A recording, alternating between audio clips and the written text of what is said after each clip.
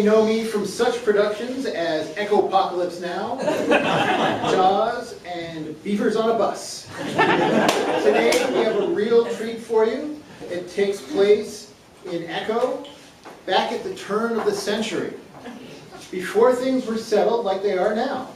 See, back then, volleyball was more of a regular occurrence, and the volleyball court, known by some as the jungle, and others by the lawsuit waiting to happen, was home to some of the more intense camper-crew rivalry.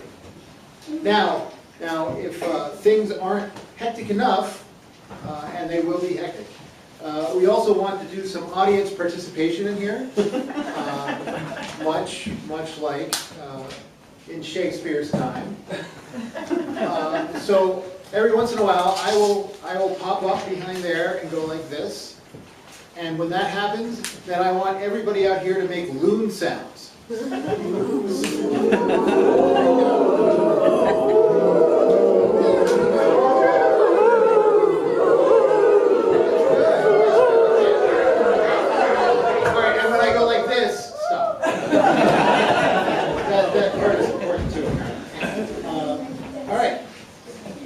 And now, without further unnecessary ado, I present to you Romeo and Crooliet.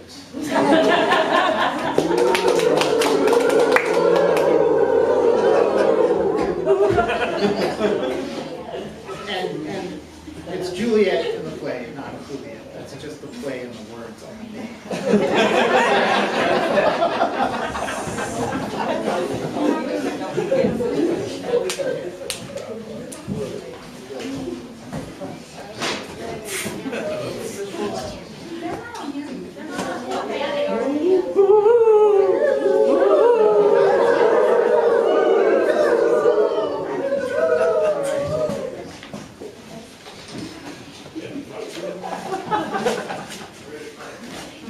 Sorry, some blueberry pie on the screen.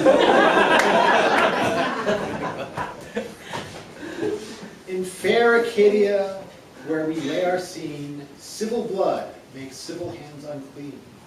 From forth the fatal loins of ancient foes, a pair of star-crossed lovers find new clothes. Scene 1, the streets of Echo.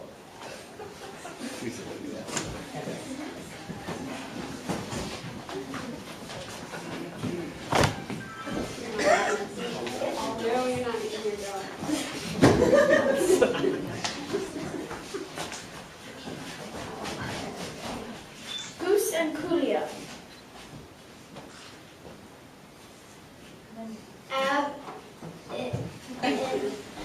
Ab Initio and Polo Loco.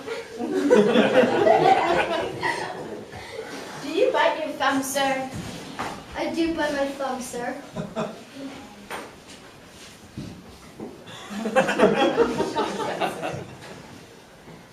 Do you bite your thumb at us, sir? No, sir, I do not bite my thumb at you, sir, but I bite my thumb, sir. Isn't that just painful for your thumb?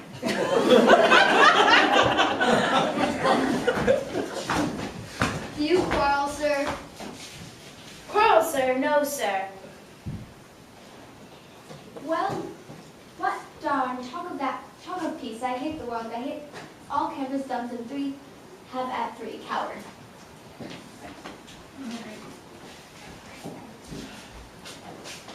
Rebellious subjects, enemies to peace, this crew camper rivalry has gone too far. Will they not hear? What ho, you men, you beasts! Our insurance rates will surely soar. Remember that we pass the costs on to you. From now on, no more Jungle Rules volleyball. You touch the net, you lose the point. I make this announcement on pain of death.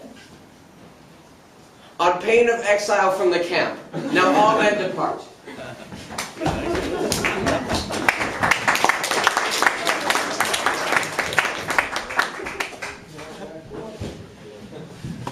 Scene 2.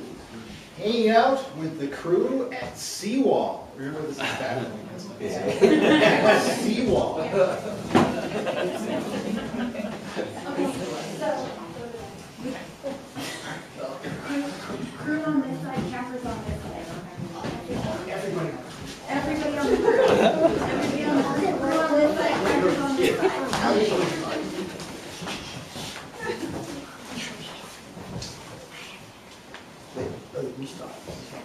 I grow tired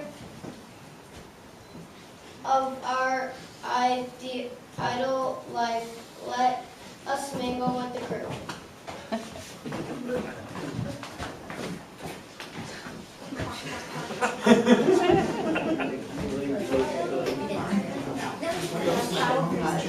Everything is not Romeo and Juliet. Exit to us.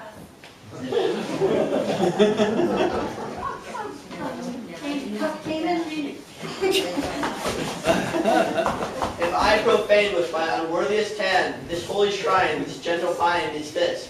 My lips to blushing pilgrims ready stand, to smooth that rough touch with a tender kiss. Pilgrim, you do wrong. Your hands, too much. Sure, it's soft compared to mine. I've been hauling plates all week. Yet campers have hands that cruise hands do touch. Even if it's to say, more bread, please. Only commerce.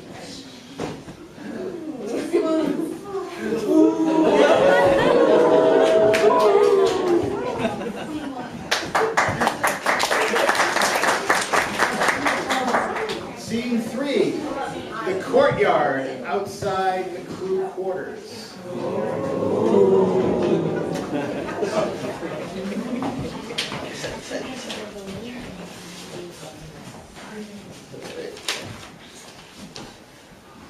I'm not sure about this. What if we are caught? If your parents had intended for you to live past 30, they would not have named you Goose.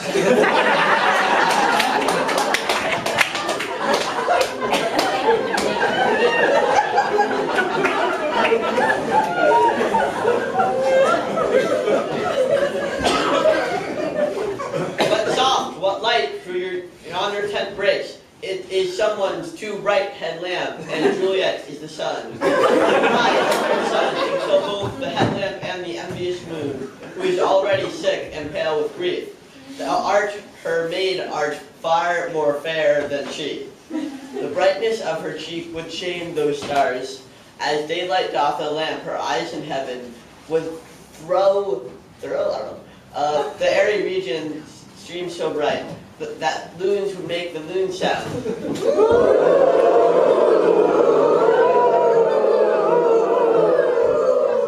It were not night. See how she leans her cheek upon her hand.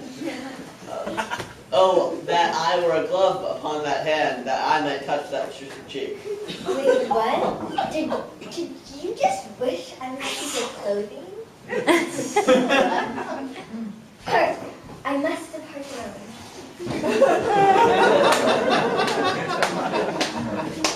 Was nothing. Okay, hold this on just a second.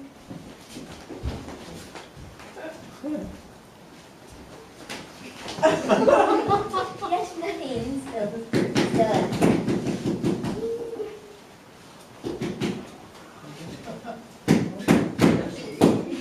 Okay, if you're not going to take it this seriously, I'm just as goingeth to leaveth.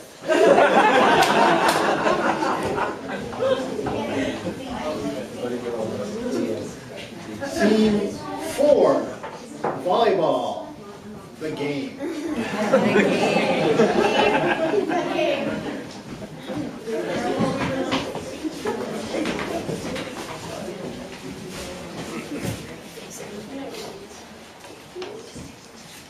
I will play, but only if we abide by Ned's rules.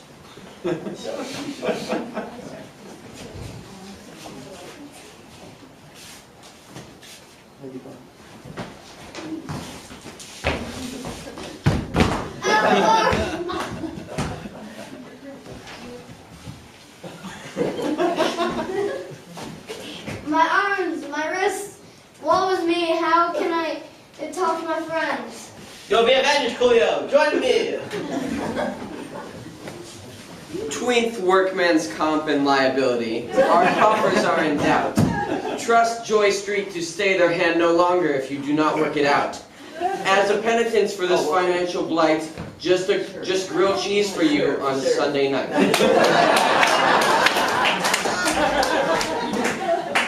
Tybalt, you are useless to us. Go home. first. No, we are.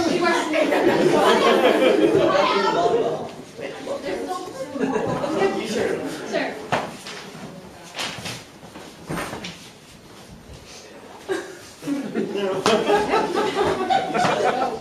No, I'm not a bitch. It's set. You've said it. Set, and then she can express. Oh. There you go. There you go. Tybalt, you are useless to us. Go home. Romeo, you are hereby exiled to the point for the rest of the weekend.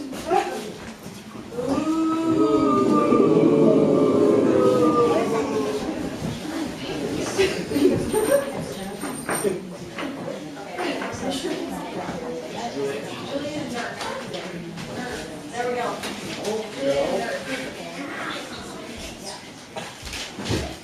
Scene 5, the crew quarters.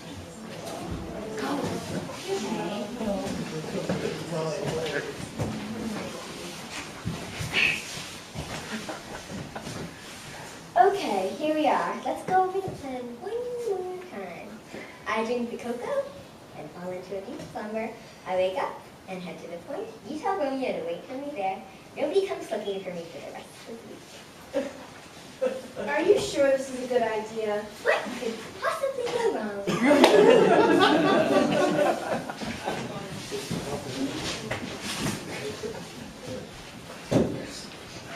Scene 6, the rec hall. I got distracted playing ping pong and I couldn't find it. Oh.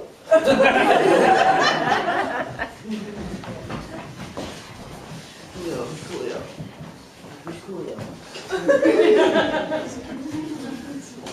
Oh. Well, News from camp. How now, Coolio? How fares my Juliet, that I ask again, for nothing to be ill, if she be well? then I have some not so well news.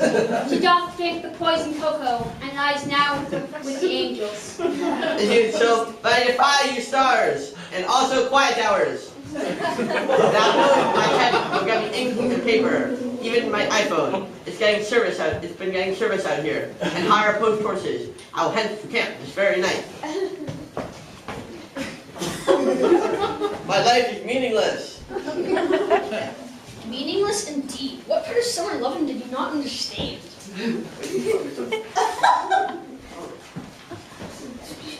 This is Juliet's college boyfriend, more familiarly known as Paris.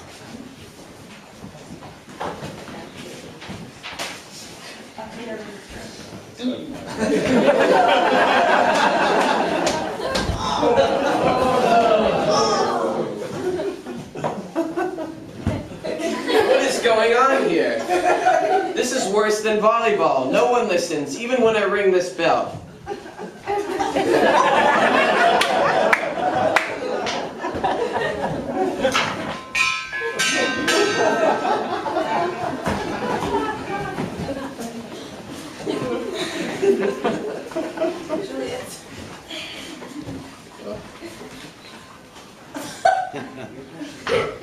That was some powerful cocoa. Romeo, college boyfriend, awkward. She lives. In retrospect, my plan to play ping pong unto the death seems ill-considered. Perhaps I should have just entered the Pictionary tournament and waited to see if she was tired from singing Hero while washing dishes all night. This is silly. I'm gonna go find a college grad school girlfriend. Enough of this. With Tybalt down, I need a new crew member. Romeo, start flexing those muscles and get ready to lift some suitcases. Oh, Romeo, we can serve 3 bean salads side by side together at last. All my camp dreams come true. Yeah, let's get going. Dinner's not going to serve itself and happy hour is almost over. Romeo by my side, happy will never end. Only we can be surrounded by the wounds again.